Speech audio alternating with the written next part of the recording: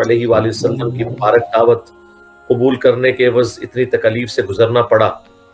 آج ہمارے سٹوڈنٹس کو بھی تکلیف سے گزرنا پڑ رہا ہے، اور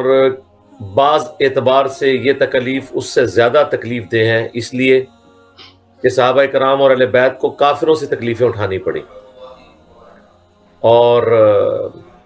ہمارے سٹوڈنٹس کو مسلمانوں سے تکلیفیں اٹھانی پڑ رہی ہیں. خیر، اس کا کچھ حصہ اہل بیت کو بھی تھا، اس اعتبار سے کہ ان کو نبی اسلام کی وفات کے بعد مسلمانوں سے تکلیفیں اٹھانی پڑی. جی، تو آپ نے ملاحظہ کر لیا کہ جو شخص خود کو علمی کتابی جانتا تھا، لوگوں کو اس کو بتاتا تھا کہ بھائی میں علمی کتابی ہوں، علمی کتابی کرتے کرتے آج وہ اس لیول پر پہنچ چکے ہیں کہ ان کو صحابہ اور اہل بیت کی قربانیاں بھی نظر